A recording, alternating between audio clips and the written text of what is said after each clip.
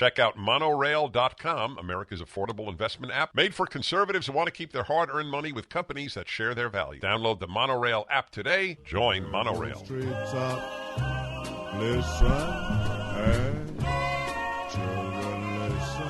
Hi, everybody. I'm Dennis Prager, and I truly hope you're getting into the Christmas spirit.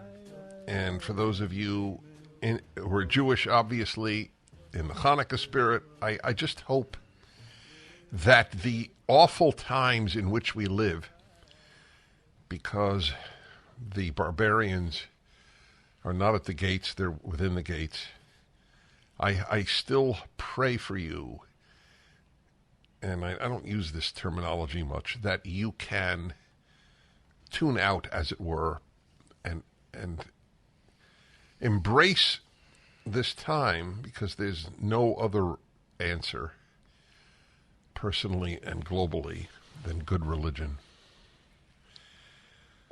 Before I continue on that, I have a personal note, a sad note. I learned last night that a truly beloved relative of mine, the wife of my first cousin, Dr. Shalom Mailer in New Jersey, drowned off in a bay, which is very strange because she swims so well and she's so fit. But she just disappeared from the group. She swam ahead, and it's a shock. Elaine Mailer was as close to a saint as I have known in my life. Let me put it to you that way. I spoke to my cousin this morning, whom I dearly love. And you know what he told me is interesting. And I feel self-conscious saying this, but I'll overcome it. So he's an Orthodox Jew. She's an Orthodox Jew. Said, I just read again what you wrote about the afterlife in Genesis in your commentary. I can't tell you how much it helped. I have known since high school that is the ultimate question. That life is a total farce if there's no God and no afterlife. It's a farce. I said to him, it's tohu vavohu. Life is the second verse of Genesis, null and void, chaos. It's just chaos. The Hebrew is untranslatable. They translate it as null and void, but it means chaos. And then he said, and I know this will touch my producer, he said, I can't believe you said that, Dennis, because at her funeral, that is what I am going to say, that her death brings me tohu vavohu. But he said, the second part of the verse brings me comfort. The Spirit of God hovered over the waters. Isn't that beautiful? Mm-hmm. I got the chills saying that. The same sentence that tells you that there was chaos tells you that the Spirit of God hovered over the waters. V'ruach Elohim merachefet al panei hamayim. That's exactly what it means. So I say this for all of you who have lost loved ones, and for those, everybody has lost loved ones. So I dedicate the show to the memory of Elaine Mailer. If there was a better parent or wife, I haven't met the person. And that is life. The stupidity of the secular world, it is just a stupid world. There are many wonderful and kind and bright secular people. I'm not talking about the individuals. I'm talking about the world, the secular world, like the university, the media, the elite. Our chaos that we are in is completely a result of the radical rejection of the Bible as the source of wisdom in our society. It's completely the result of it. And the answer is what my cousin said. The Spirit of God has to hover over the land. Isn't that great? Wish I'd have thought of it when I wrote it.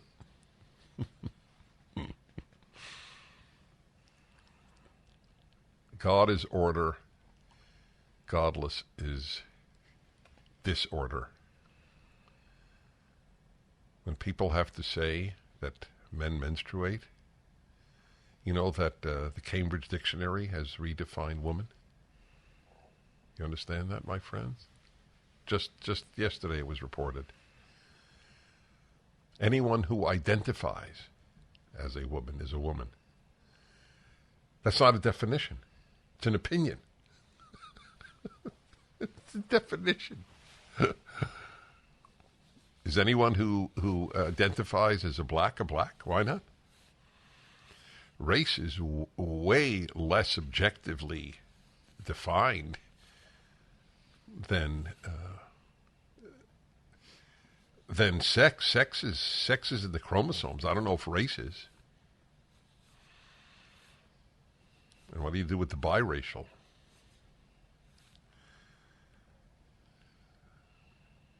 It's all the God issue. And even if you're an atheist, who is one of my favorite thinkers, his name, because it's the great British writer. Douglas Murray. He's a dear man, a brilliant thinker. I don't know if he's atheist or agnostic, but he is as certain that the godlessness of the West is its crisis as I am. You don't have to believe in God to know what the rejection of the Judeo-Christian civilization leads to. I'm going to read to you later Heinrich Heine, greatest German poet. He was a completely irreligious Jew and the greatest German poet. 100 years before the Nazis, he wrote, but I'll tell you, but I will read what he wrote because he wrote it so beautifully. Basically, he wrote, and this is again a non-Christian, and religiously he was a Jew, ethnically, but he was completely irreligious, so he had no reason to write this other than knowing it was true. The only thing holding back the vicious German war gods is the cross. And if the cross is removed, you can't imagine what will ensue. But they're stupid people at the New York Times. Do you understand that? It's very difficult for people to wrap their head around the fact that fools are almost the entire elite of this country. Fools.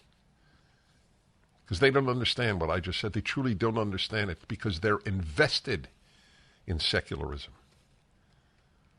They're invested in it emotionally, psychologically, intellectually, morally.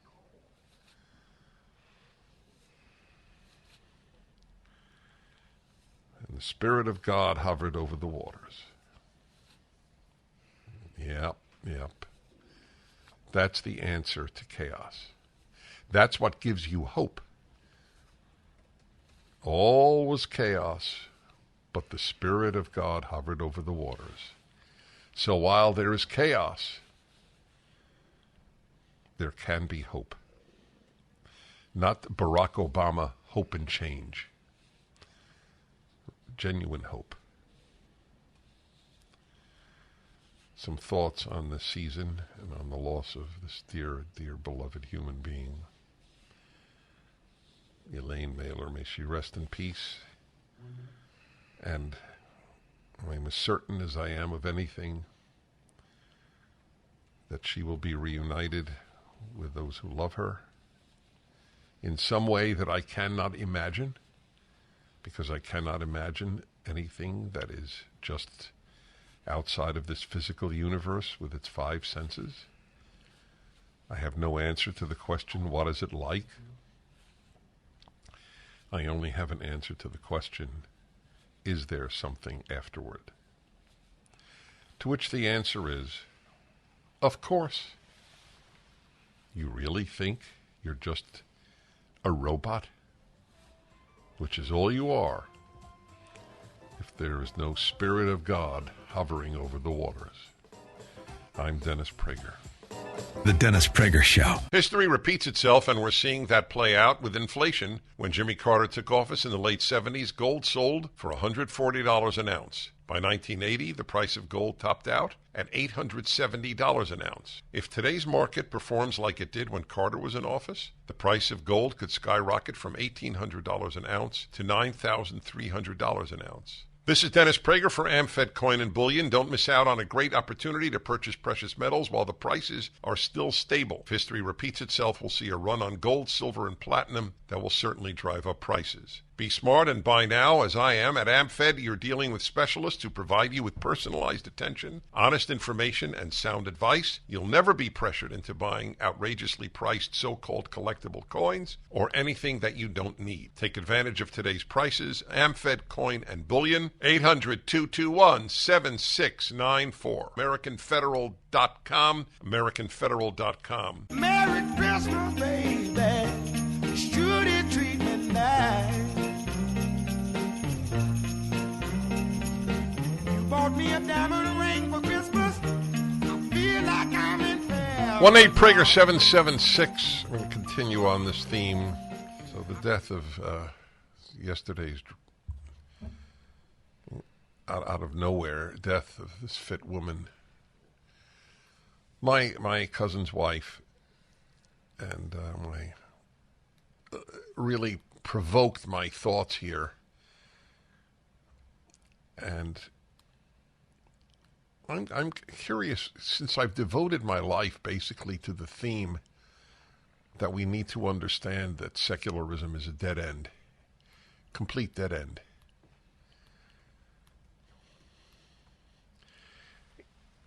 I mean, just to give you another example of the chaos, that you have to understand. Godless is chaos. Bibeless is chaos. Is the most accurate. Listen to this. Norwegian lesbian artist being investigated faces criminal charges for saying men cannot be lesbians. Do you understand that? The woman may go to prison for 3 years because in Norway, radically secular Norway, where sick, bad people make laws, this woman may go to prison because she said men cannot be lesbians. Do you understand? It would be funny if it were not so serious. Is this not proof that secularism leads to radical evil and idiocy? Is it not obvious to you? What do you need to understand it? Do you understand how much the communists hated religion? The French Revolution is now winning. Right after the Revolution, they killed thousands upon thousands of Catholic priests. The American Revolution embraced God. The French Revolution crapped on God. Get it? The French Revolution is winning because people want to be gods. Men cannot be lesbians. That's hate speech in ultra-civilized Norway. Get it, folks? And the morons of the left, and they are all morons. You cannot think clearly and be a leftist. You can be a liberal. You can be a conservative. You cannot be a leftist. You have entered the world of idiocy. It is astonishing to me that people agree with these things. Well, I take it back. It's not astonishing. This is when people make themselves gods. Men can be lesbians. How's that? What's then the definition of lesbian? Someone who identifies as a woman is attracted to someone who identifies as a woman. Oh, so not actual biological women. She's on trial, and she herself is a lesbian. The T trumps the L in LGBT. T wins, folks.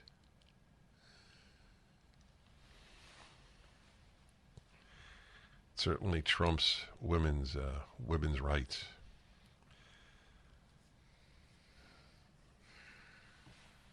So I think about this. This is the season to think about these things, if you're ever going to think about these things. If you are nominally Christian, you should be going to church on Christmas. If you're nominally Jewish, you should light Hanukkah candles.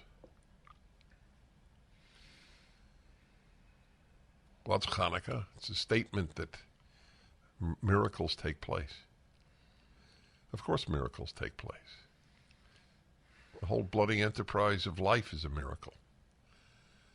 But if you're secular, you believe it all came about by itself. Now that's really intelligent, right? That's an intellectually acute idea, is it not? Everything made itself. You want to get Charles Krauthammer's line there, Sean? We haven't played that in a while. The late, great Charles Krauthammer, most revered pundit, thinker about current events for decades. Washington Post. And what was it, ABC? What was he on? Fox? What was Charles Krauthammer on? Fox, yeah, Fox. He was a psychiatrist. He was an MD. And he was a secular man. But he was not a secular fool because he was not a leftist. So I asked him, I never asked him about politics when I spoke to him, whether in person or by phone, in an interview. So in one of the interviews with me on the show, I asked him about atheism. So listen. Oh, I believe atheism is the least plausible of all theologies. I mean, there are a lot of wild ones out there, but the one that is clearly so contrary to what is possible is atheism. I mean, the idea that all this universe, I mean, what is it, always existed? It created itself ex nihilo? I mean, talk about the violation of human rationality. So that to me is sort of off the charts. Yeah. I didn't expect that. I had no idea what he would say. He's not a religious man. Right. It's off the charts. You can't get more absurd than atheism. It all came about by itself. Yes, we went from rocks to Shakespeare on its own. Get that? Isn't that amazing?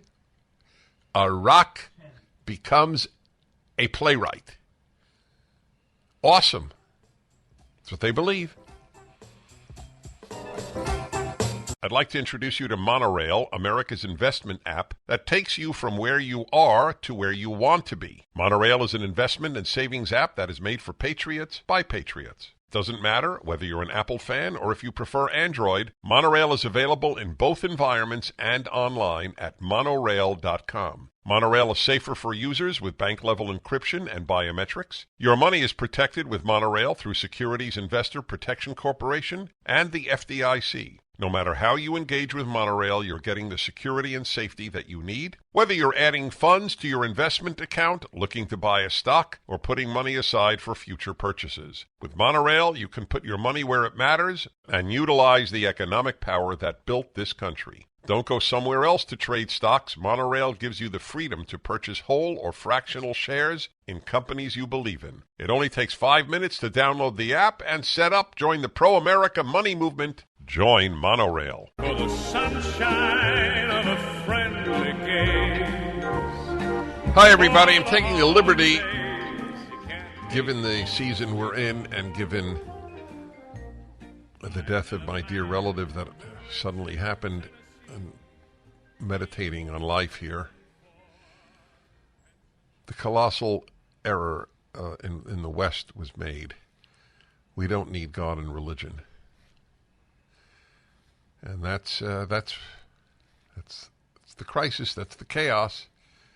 God is order, and godless is chaos. You are living in chaos. Another feature of the secular world is it's always scared. It's in a panic mode. Yep.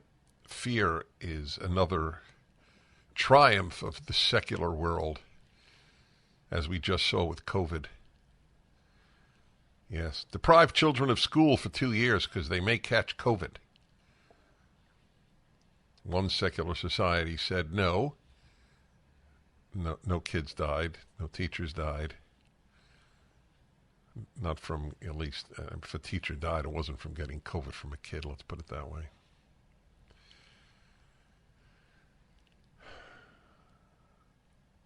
So when you don't have rabbis, priests, and ministers who are serious about their religion as the moral authorities in society,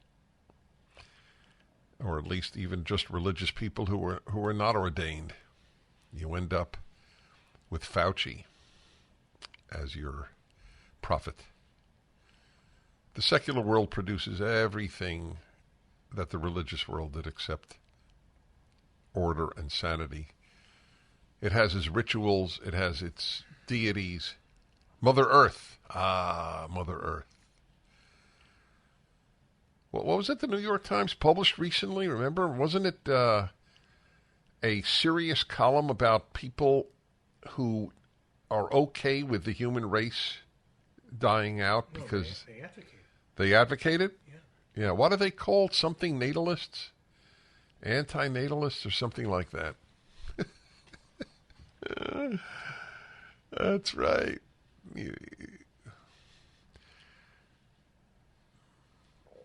If you're not religious, why would you deprive your child of the chance to have the Bible and God in their lives? This is, it's like saying, I'm tone deaf, I won't give my child music lessons. Would you think somebody who said that was saying something foolish? Of course. If you're tone deaf to God and Bible, okay, you could be a very sweet human being. Anyway, you're living off the fumes of Judeo-Christian civilization. I blame the religious, too, because they have not made the case for religion at all persuasively. That's a very, very serious part of this problem. Some do, obviously. That, to be frank, that's what I believed from a very early age was my task in life, to explain this stuff to people. So I just would like to note again, I don't know of a more meaningful gift for Christmas or Hanukkah than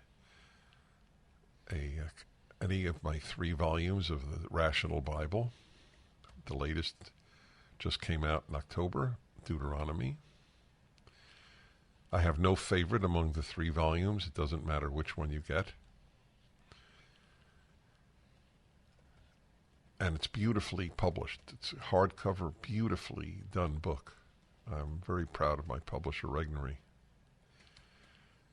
You can get it at Amazon or the Prager Store. The Prager Store is autographed, and I'm working feverishly to get thousands autographed in time for Christmas. I'm sitting here right now doing that during breaks. The Rational Bible. I always remind people, nobody writes a commentary on Deuteronomy to get rich. But I have believed deeply that since I am so fortunate as to make a fine income, I will do what I have to do as opposed to what I have to do financially, what I have to do morally.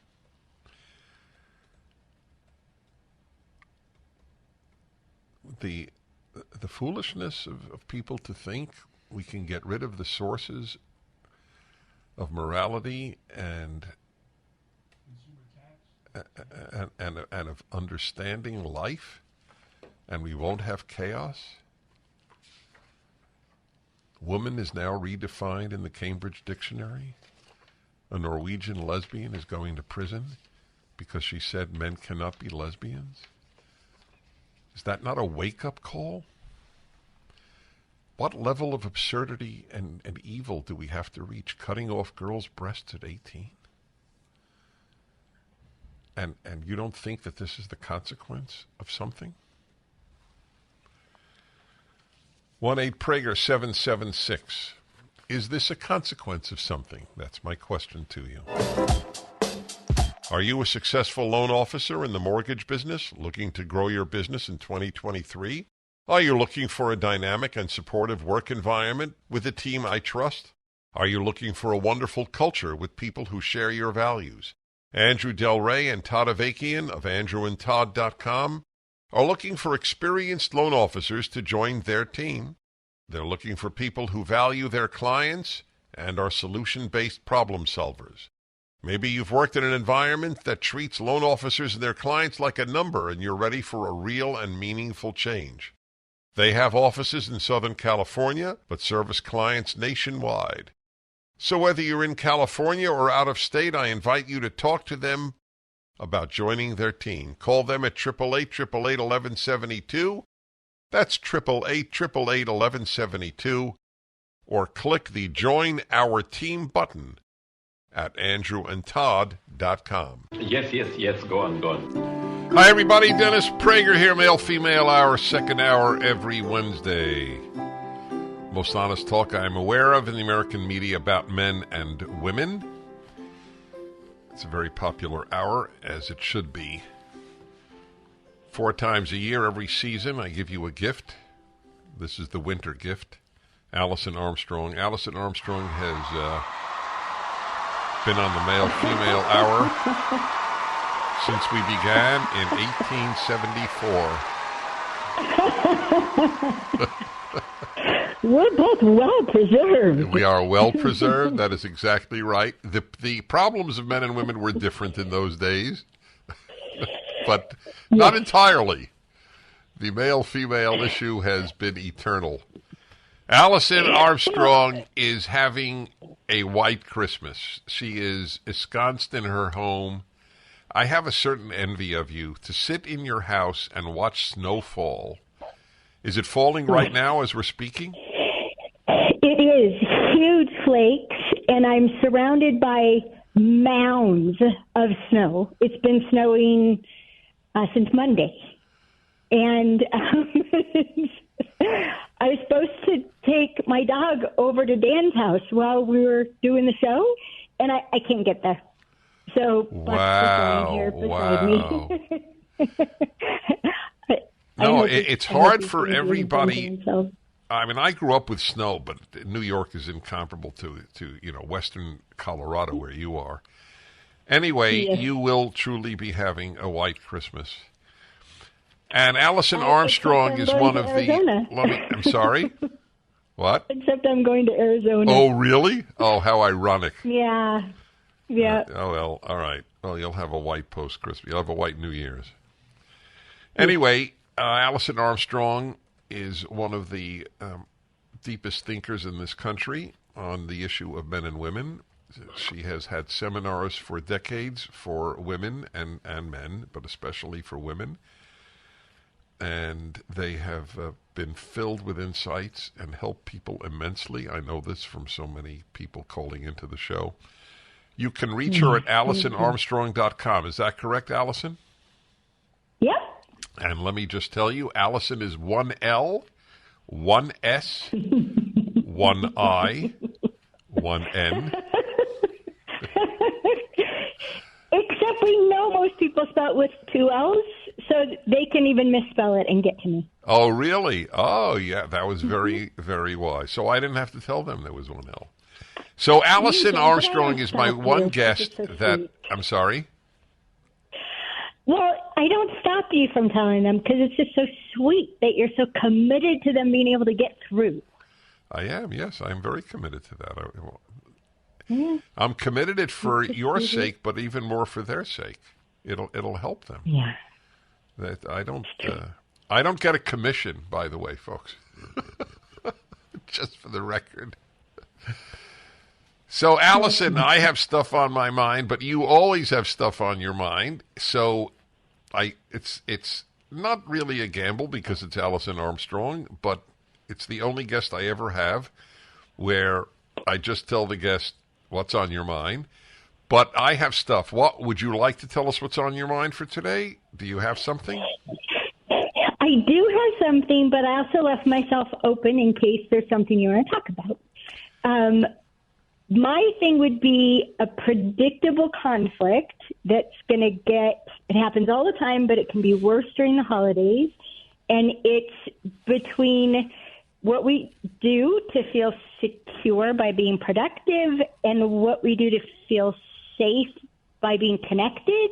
And those go head to head and cause huge problems. Wow. So, I don't know what you mean. Therefore, go ahead. Let me understand. Let me at least summarize. There are two conflicting urges: to be connected and to be secure. To feel safe and to feel secure. Okay. They sound the same. Yeah. Yes. What? You didn't say connected earlier?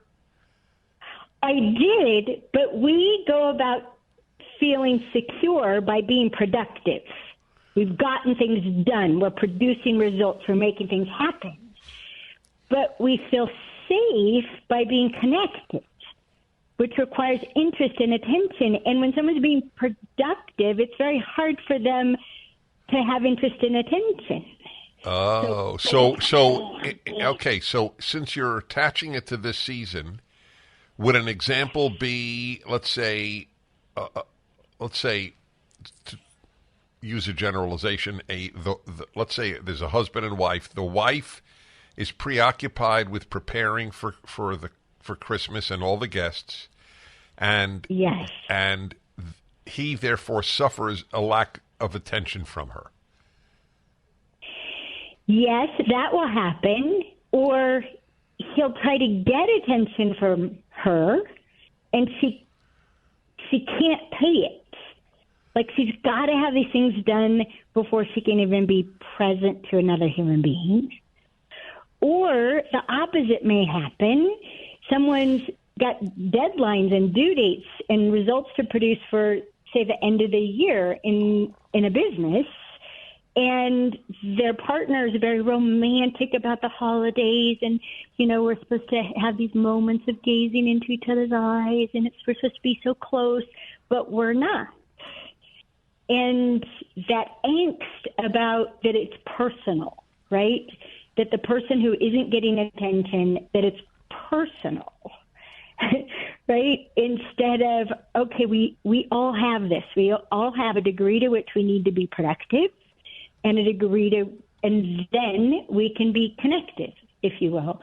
And one of the things that helps to pay attention is to do it out loud instead of struggle. Okay, what do you need to accomplish today before we can just be with each other? And do you need any help? Which is something else that happens. The person who really has to be productive will get upset that the other person isn't helping them. They just keep trying to take their attention, but they're not helping them get done what they need to get done. So this is well beyond just the Christmas problem.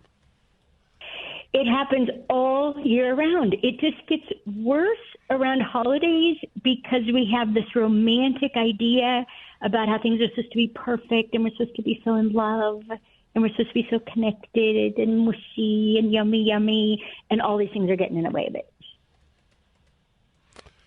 Well, so in the case of the person whose professional work, as opposed to the work of the home, is preoccupied and not giving enough attention to his or her spouse or significant other, if you will,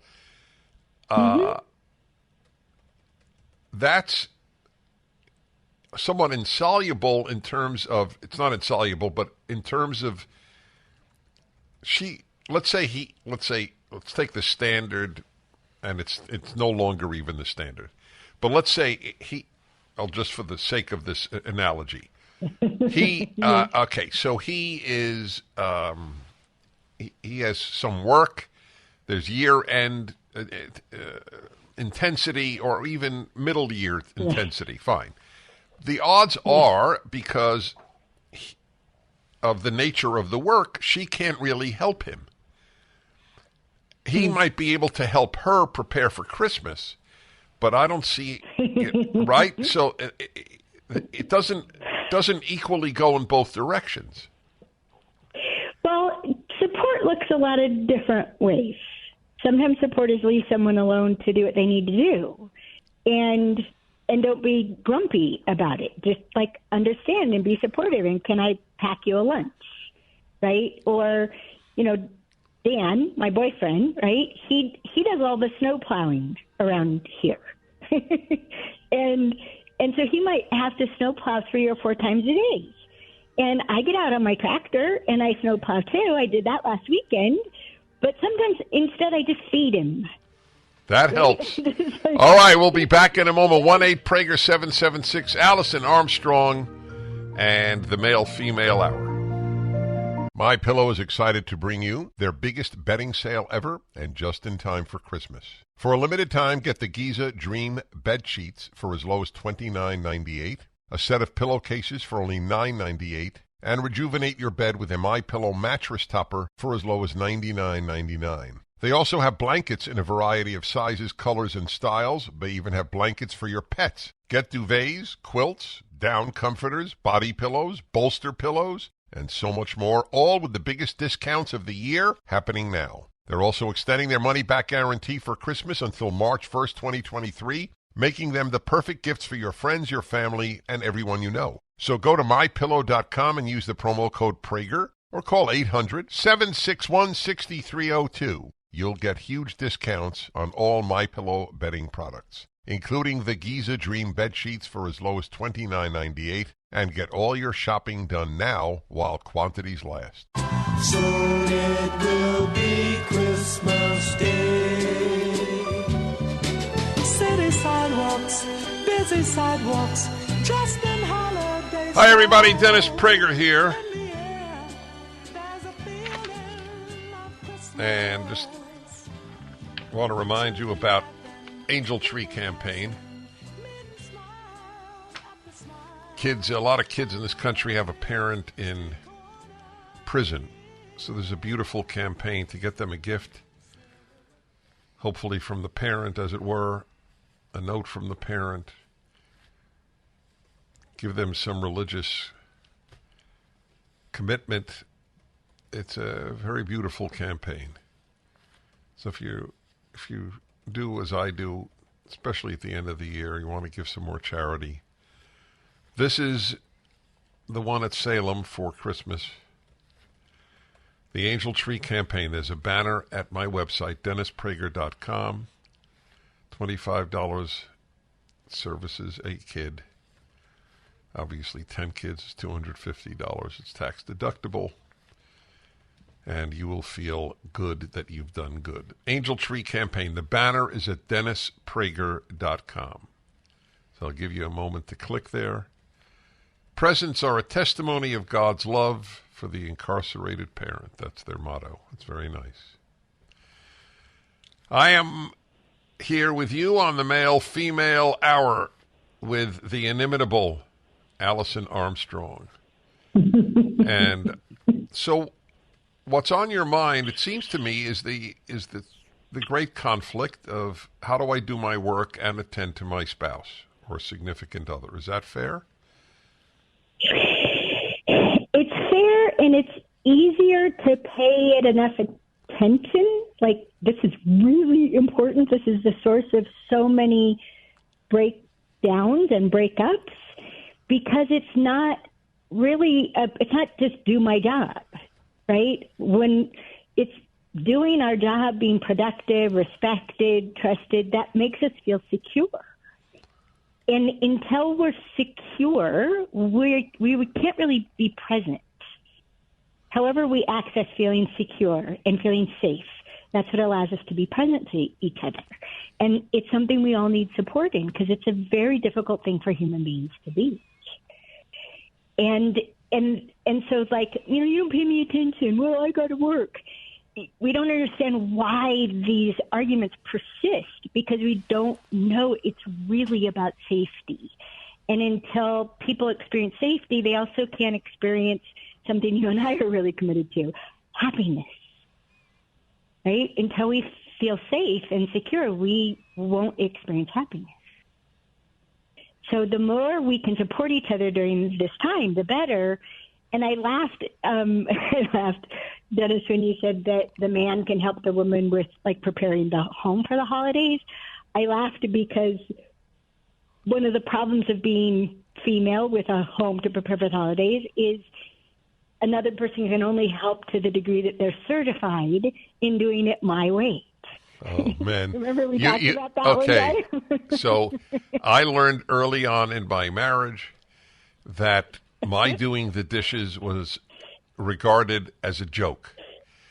And I have bounced this off other couples, and I am not a unique issue in this regard. Men have told me that they washed the dishes and that when they left the kitchen, the wife would rewash the dishes. We're not certified as dishwashers. So I haven't washed the dish in at least a decade. Since it's insulting to have your dish rewashed. Yes, it can be, and I mean it's a whole topic, right? Do things my way. Yeah, okay. Then I can release it to you if I know you'll do it my way. It's not enough to merely produce the results. You have to have gotten there the same way I would. Oh God, this is why you're Alison Armstrong and I'm not. That is such a perfect way of putting it. Yeah. We men are results oriented. Like, I've solved the problem of the dirty dish. But you didn't do it my way.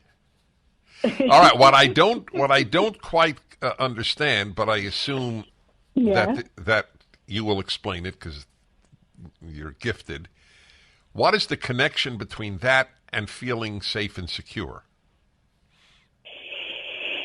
Well, so I chose these words on purpose because the only time I've heard men talk about feeling safe is in the domain of to tell the truth, that it's safe to tell the truth.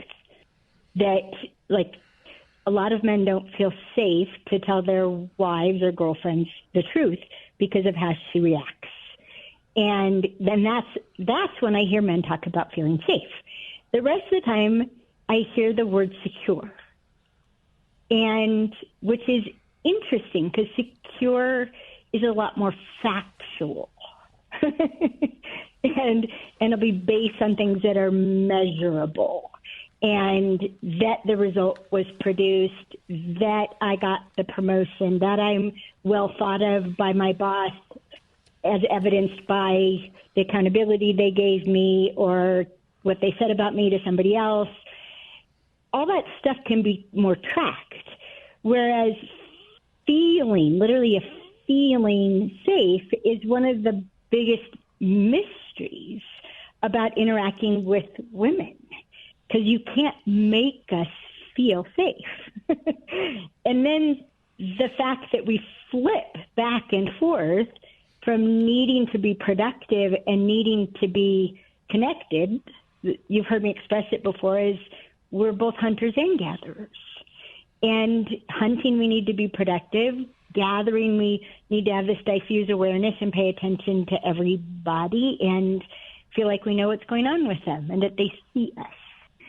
So it's really, really tricky, and especially with different roles. Like, I was always the one who had year-end deadlines. And so the Christmas tree never went up until I think my worst might have been December 23rd or something, but usually like December 19th or something like that. And Greg wanted the Christmas tree up at Thanksgiving. But I was in the thick of things then. And the funny thing was our last Christmas together, I didn't even want to put up the Christmas tree because the kids weren't coming. We were going to them. And he really wanted it up. And I said, okay, then I need you to do it. Oh, my gosh, it was so funny. Was it funny or is it funny now? Was it? I don't know if it was funny then. All right, we'll come back in a moment. I want to explore the other part where about men's feeling. I want to explore it all, but men not feeling safe to say what's on their mind to their wife. That's a big one. Yes, I can unpack that one. Where the treetops glisten. Hi, everybody. Male-Female Hour Wednesday, second hour. Alison Armstrong at AlisonArmstrong.com.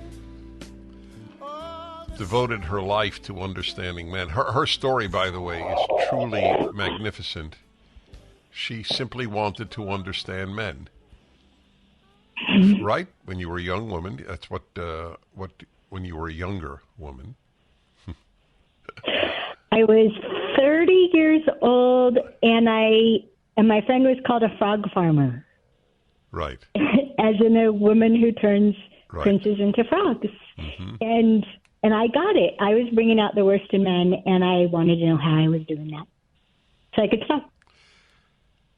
You know, that's even beyond the male-female issue and male-female hour. It is worthy of its own attention. The vast majority of people, maybe in history, maybe especially in our time, do not ever ask, am I responsible for a crisis that I'm in? That's it is. You did when I divorced. I remember thinking, I didn't even ask who was right. It didn't enter my brain. I just knew I was part of the issue, and I simply went. I went to a therapist, a brilliant guy, and I said, I want to know. I want to know what I did wrong. And if I had left therapy sessions, I don't want to get sidetracked for a long time, but I just want to say this to you because it's so in keeping with what you said about yourself. The last thing I wanted to do, this is many years ago, but the last thing I wanted to do was feel good. I assumed that if I felt good every time I left a therapist, nothing was happening.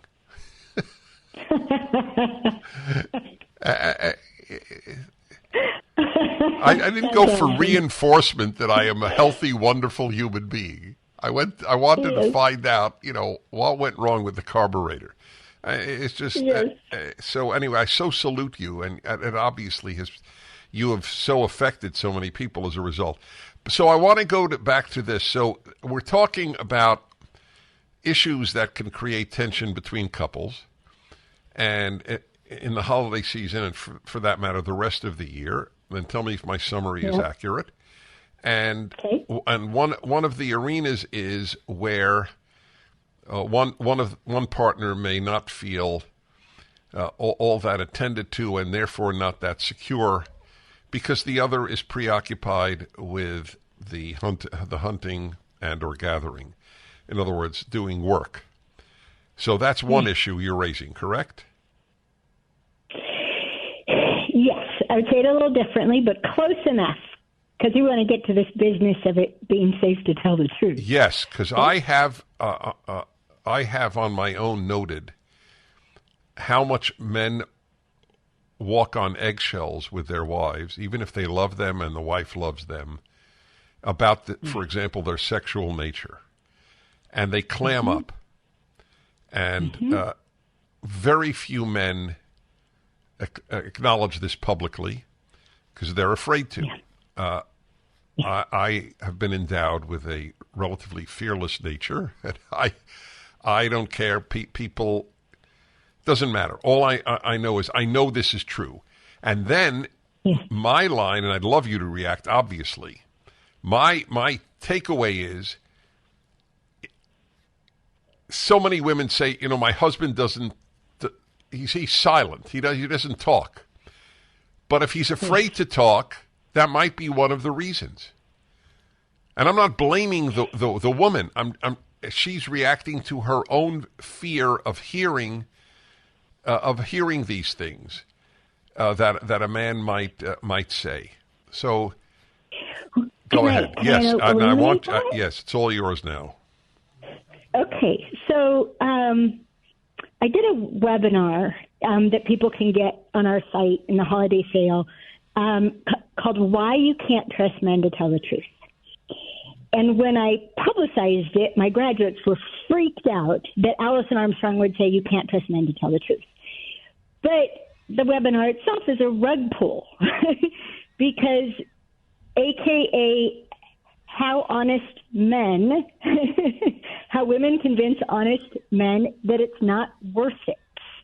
Wow. And yeah, and the how I unpack this is this very interesting dynamic. All right, hold on. Remember this point. How you unpack this thing. This is really, really important. The happy crowds are mingling, but there's no one that I know. I'm sure that you'll forgive me if I don't enthuse. I guess I've got the Christmas blues. I've done Dean my Martin? window shopping. There's not a store Do I know that because I specifically know Dean Martin, or because he has a particularly identifiable voice? Is it the latter? That's what people say about me when I sing these songs. Dennis Prager, immediately, there's a recognition. Hi, all. I am he is I. Well, the battle goes on for civilization as we know it. We're losing. It doesn't mean we've lost, but we are losing. Here's another beauty for you.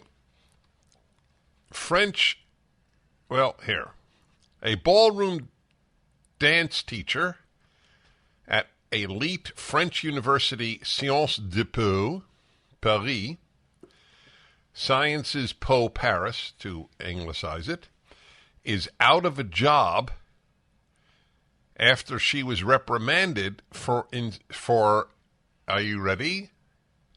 Insisting on calling dance students men and women. She's out. She's been left. It's an elite French university where they demand that you... By the way, did you see Macron? Macron really came out against this stuff. He's the opposite of Biden in that way. They're both on the left, but American left is the most destructive in the world right now. She insisted on calling dance students men and women. You can't do that at this elite French dance university. Well, it's not a dance university. Dancing is one of the things they teach, I guess. I say women on one side and men on the other because in dance there is a role for the man and a role for the woman. Former Sciences Po or Sciences Po teacher Valérie told AFP, Agence France Presse, she asked the outlet to only identify her by her first name. That's the reason that we separated. That is she and the university.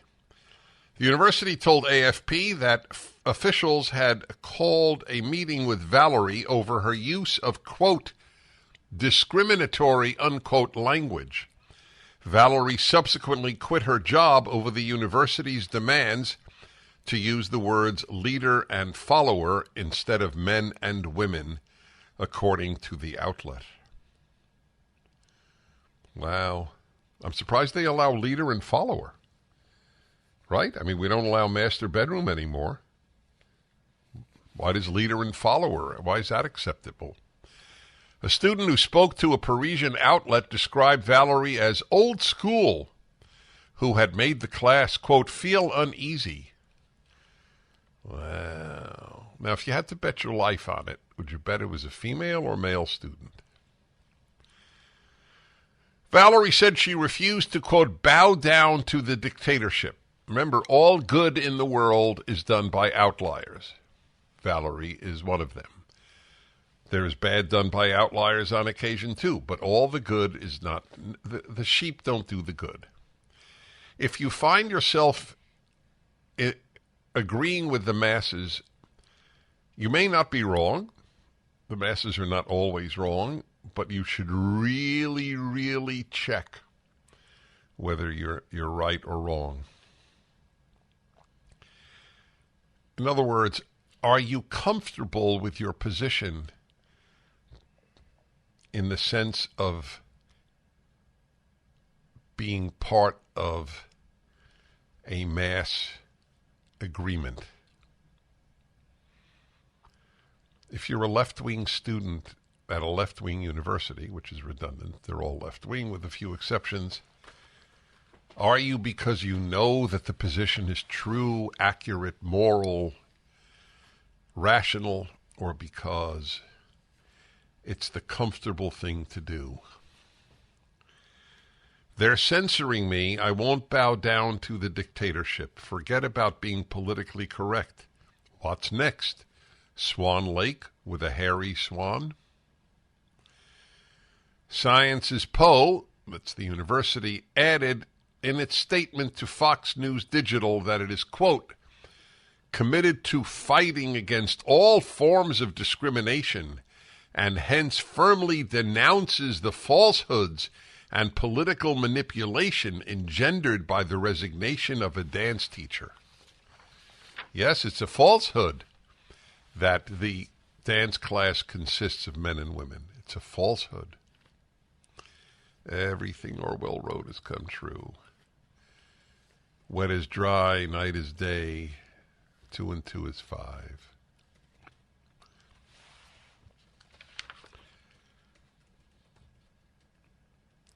Another one. The iconic company, once known for, quote, bringing out the joy of girlhood, has gone woke, from the Daily Mail, now teaching young girls how not to be girls.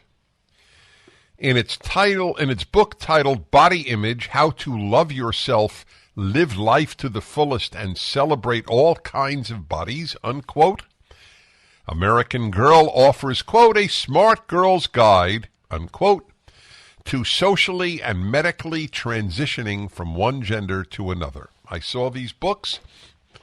Pictures of the books and the contents are up at Daily Mail. We should put that whole article up at DennisPrager.com, by the way. We value the views and feedback of our customers and acknowledge the perspectives on this issue. This is what they write in response to people who don't want their girls to be told how to become a boy. The content in this book, geared for kids 10 plus, 10, was developed in partnership with medical and adolescent care professionals. This is the statement from the company, American Girl, which is owned by Mattel.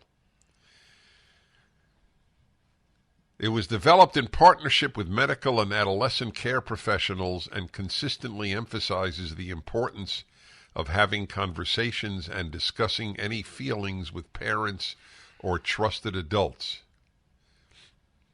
What does that mean? What? Consistently emphasize the importance of having conversations and discussions, any feelings with parents or trusted adults. Ah, yes. Because you may not trust your parents on this. They may actually say, honey, you are a girl. This is an absolute outrage, Daily Mail writes. Nothing in this statement or this book's appallingly shallow, one-sided, and frankly dangerous treatment of this explosive topic demonstrate that American Girl values much of anything. The book was written by Mel Hammond, who, by the way, is a big environmentalist. They all go hand in hand. In consultation with Carly Gus, a physician, guess where? Boston Children's Hospital. Another female physician ruining children's lives at Boston Children's Hospital. I'm sure some male physicians do too, but this whole movement is overwhelmingly female. And of course, that you can't say that because women are terrific and men are crap. This is a one more example of truth is not a left-wing value. So when leftists hear me say that women are disproportionately ruining children because of their overwhelming majority among elementary school teachers, kindergarten teachers, librarians, and the disproportionate number of physicians, female physicians, encouraging transitioning of young people from one sex to another, it is called misogyny. Because they don't ask, is it true? They ask, can we smear it? This is the left-wing mind in operation. So Carly Gus, I looked her up. She's a physician at Boston Children's Hospital who specializes in, quote, gender-affirming medical care, which is supported by the Democratic Party and the President of the United States, who lashed out at people like me, he didn't mention me, but people like me, who lash out at the doctors who are ruining children's lives in the name of affirmative care. He even had a non-binary drag queen at his bill signing at the White House. He is a very bad man, this president. We are happy tonight, walking in the winter wonderland. He's one of my heroes.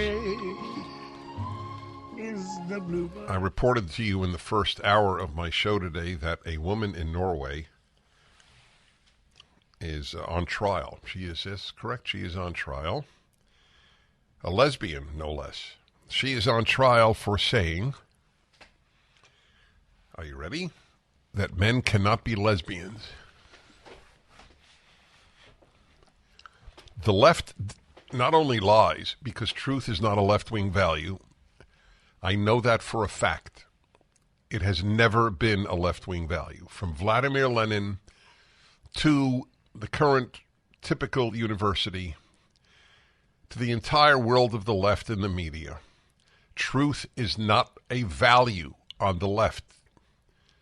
There are conservative liars, liberal liars, and leftist liars. But liberalism and conservatism believe truth is really important. The left does not. Not only that, you must lie as well. That is very important that you understand that. It is not just that the left lies, whether it's about the Hunter Biden laptop being Russian disinformation or the collusion between the Trump campaign and Russia. It's not just that they lie.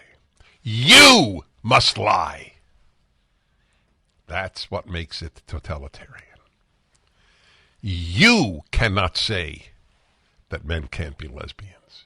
You must lie as much as we do, or we will arrest you. You have to say men can be lesbians. Get it? That's Norway. Enlightened Norway. They lie, and you must lie. It's really important. How do you know that they're lying? Because they're the ones who suppress dissent. That's how you know.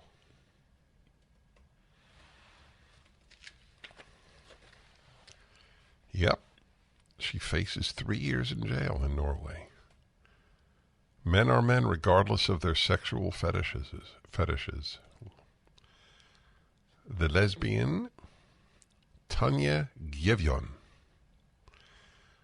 She's being investigated by the police over hate speech. Half of America's young people believe that she should be arrested. Do you know that? That's what Pew says. 45% of American young people do not believe in free speech for hate speech. So they would agree with this. They would see Norway as more enlightened than us, because I'm not sure you can be arrested in America for saying men can't be lesbians. You would be fired at Harvard or Stanford or the University of Idaho, for that matter. But you wouldn't be arrested. You would just lose your Facebook account. Yep. Second woman in the country to be investigated for criminal transphobia in 2022. You get that? Criminal transphobia. It's a new one. It's very new. Cambridge Dictionary has just redefined woman. Back to the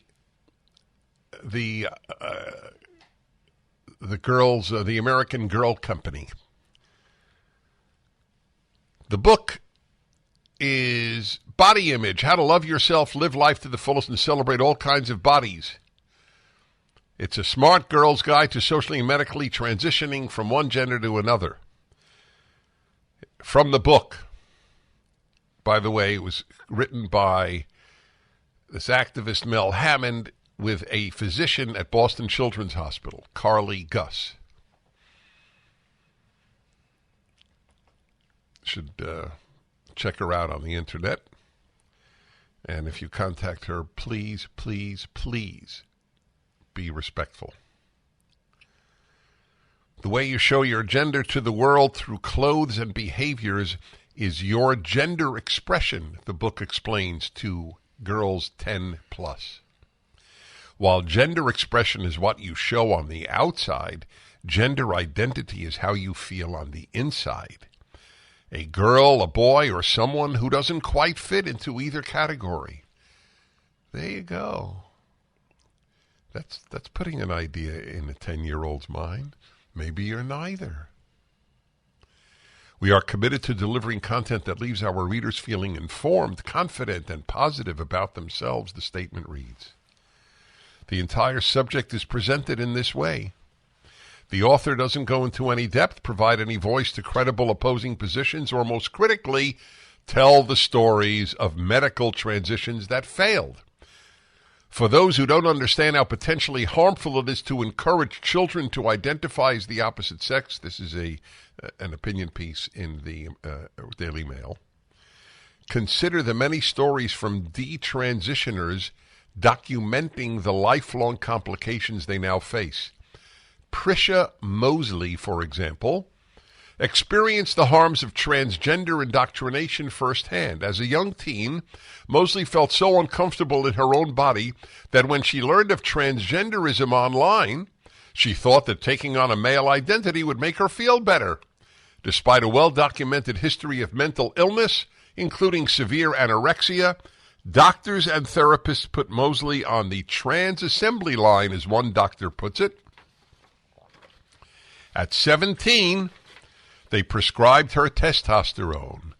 A year and a half later, a plastic surgeon cut off her healthy breasts.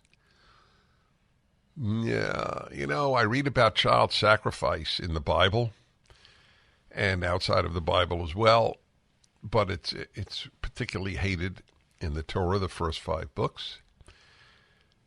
And it was practiced in Canaan. This is one of the reasons for the justification of the expulsion of the Canaanites.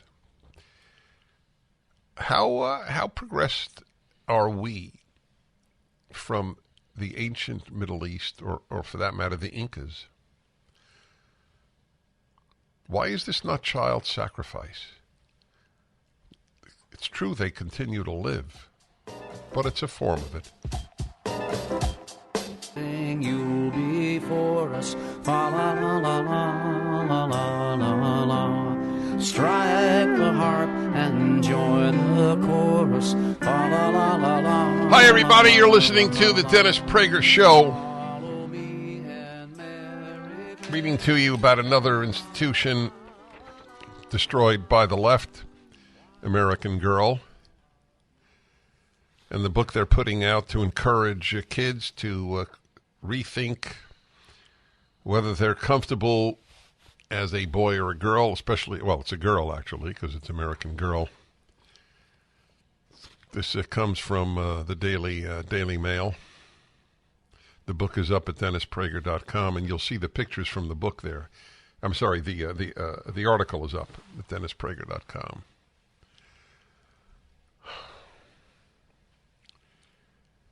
For those who don't understand how potentially harmful it is to encourage children to identify as the opposite sex, consider the many stories from detransitioners documenting the lifelong complications they now face. Even gender dysphoria experts say there's no scientific consensus over what gender identity or gender expressions are. But here it is, written without caveat or explanation, delivered straight to your child, context be damned. The minute I said the word gender, they were all over me, Mosley told me. I was being medicated so fast. This is about a girl who regrets that at 17 they put her on the, quote, trans assembly line in these children's hospitals.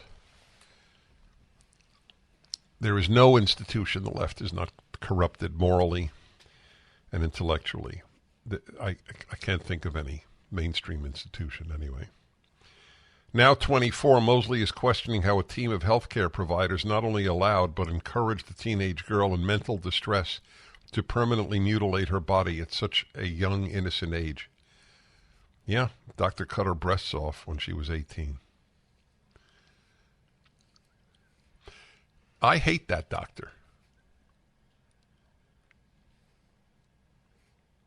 I would publicize the doctor's name if I knew it. Let's try to get Mosley on. This is the issue of the time. This and the ruining of the Western world financially, economically, and sowing its own chaos. The hysteria over climate change. They're the two biggies, all created by the left. What did I just read, by the way? Or is it record cold temperatures in parts of the U.S., was it? Yeah, well, it's all over the world. It's all over the world, yeah. It's a very cold November. A very cold November. Yeah. It doesn't matter. Climate change is any change. Even if it gets colder, it's still global warming. Now 24, yes, okay. How could they do it? Mostly now struggles with masculine hair growth on her body and face. This poor girl. A permanently lower voice and no sensation in her flattened chest. She suffers from vaginal atrophy and dryness, which not only makes intercourse painful, but also leads to distressing urinary symptoms. After years of testosterone, Mosley doesn't know if she'll ever be able to conceive her own children. They made me into a lifelong medical patient, Mosley said. American Girl also didn't bother including the fact that the majority of children who develop gender dysphoria before puberty reach a point of acceptance of their bodies after they go through natural puberty. Exactly. So girl is uncomfortable with the changes in her body. That's normal. So what? Doesn't mean you're a boy. Only to the left it does. The left is despicable. Say that every day, and you will come close to moral truth. Or that many European countries are ending the use of puberty blockers in children with gender dysphoria due to the long-term health risks and a lack of evidence that they help. The most outrageous part of all this is that the book also suggests a way for children to do an end run around their own parents. The book points children to resources that can help them transition, quote, if you don't have an adult you can trust. Meaning an adult who agrees with you. A parent who says, no, you're really a girl. American Girl and its parent company Mattel are actively guiding healthy, growing girls toward medical intervention with potentially catastrophic implications. And they're suggesting that 10-year-old girls pursue these treatments without their parents knowing. I am proud that my grandchildren will know that their puppy fought on behalf of kids against the scummy doctors who screw kids' lives up, and the scummy President of the United States who facilitates it. Yep. Shake hands with Santa Claus. I love you, and I'd walk a mile to bring you the berries and watch you smile. Oh, hi, everybody. just to share a love like yours. I'm going to go to your calls now. Dennis Prager here. Oh, it's painful. You got to fight. My grandkids will know that their puppy fought. Their puppy did not believe men can be lesbians, which is the current line on the left. Men can be lesbians. Wow. Remember, they not only lie, they demand that you lie. America's systemically racist. Yes, the left is systemically racist, but America's not. You have to say that. That's the Ibram X. Kendi, another despicable leftist, who that's his thing. It's not enough not to be a racist. You have to be anti-racist. That was Stalin's line. You have to be anti-fascist. Of course, fascist meant anything that opposes the communists. So he called Trotsky a fascist. Okay, y'all. Let's see what you have to say. Don in Powdersville, South Carolina. The famous Don of Powdersville. Hi. Hey, Dennis. First, thank you for fighting for those of us who do value truth. You're welcome. Thank you for thanking me. You're welcome. So I want to remind you and your listeners of one of the leading gender reassignment surgeons in the country last year. He was out of Denver, who said that although he supports people's rights or decisions to change their gender through reassignment surgery, he refused to do it on adolescents, those under 18, and he was fired. Really? I did not. What is the name? Do you know? I don't recall his Okay, name, but you know it was Denver? I need to look that up. Yes. So if I look up Denver surgeon fired for not... I believe it's the largest healthcare system in Denver.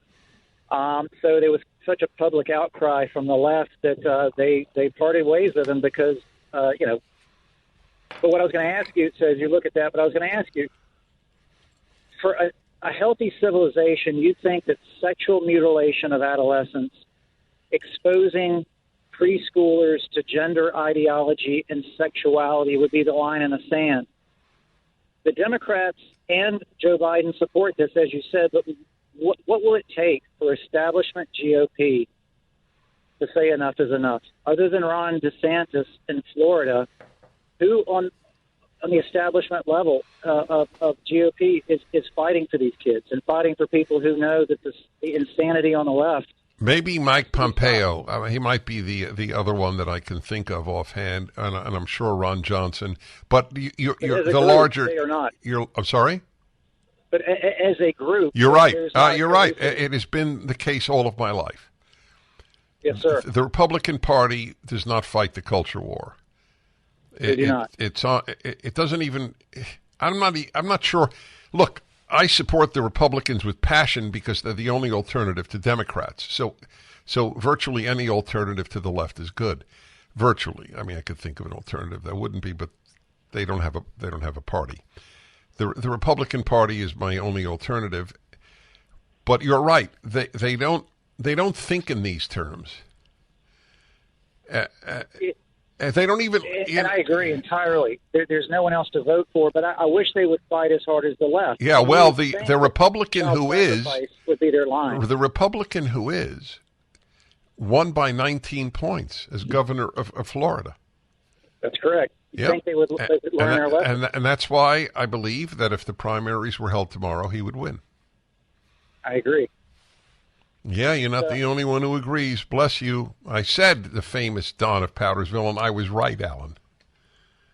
You said, I don't know how famous he is, but okay, here we go. Let's see.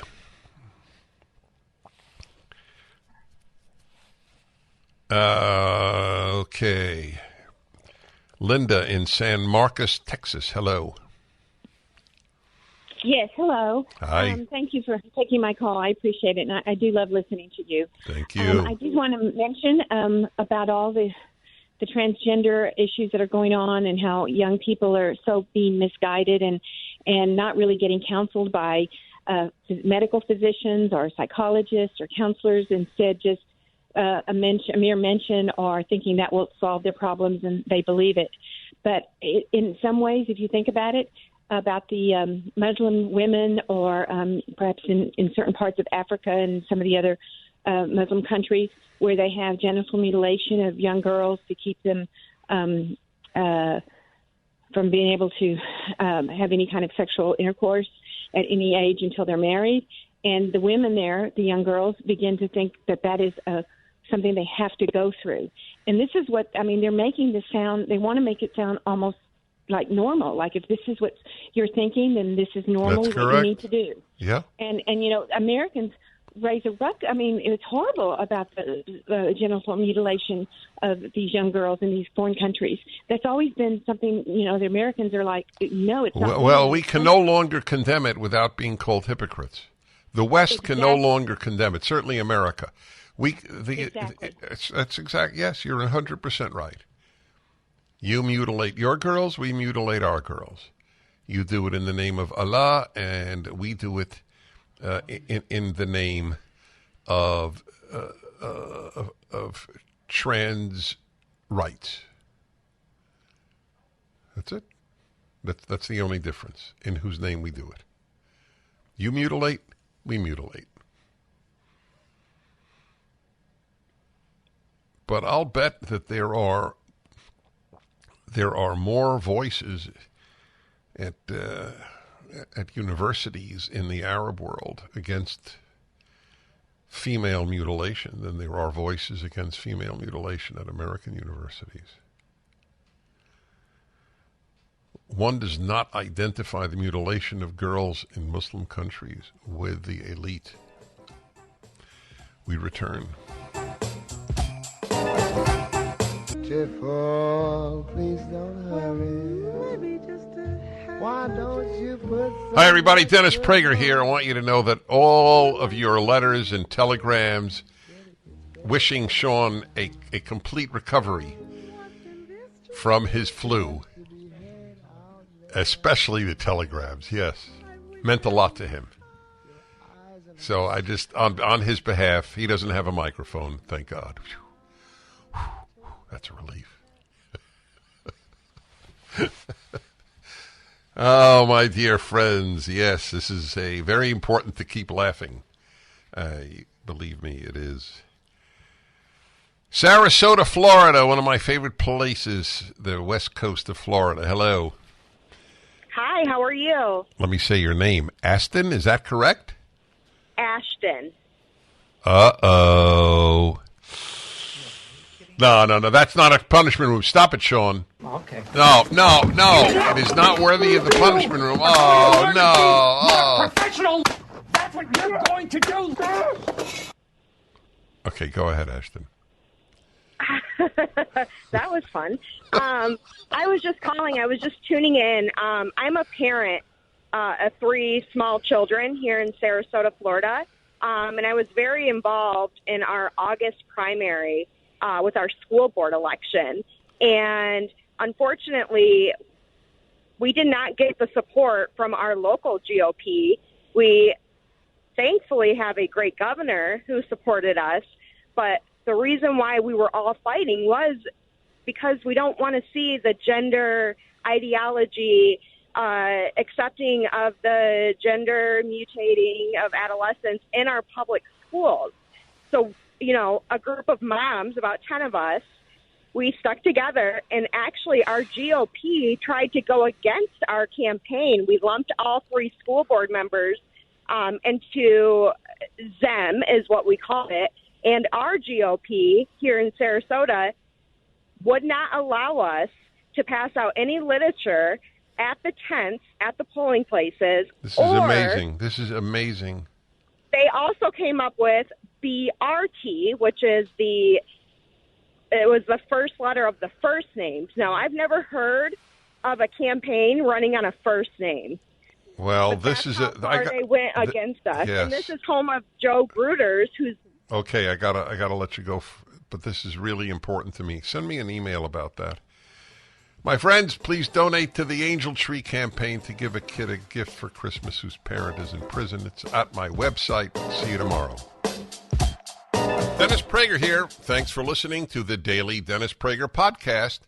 To hear the entire 3 hours of my radio show, commercial-free, every single day, become a member of Pragertopia.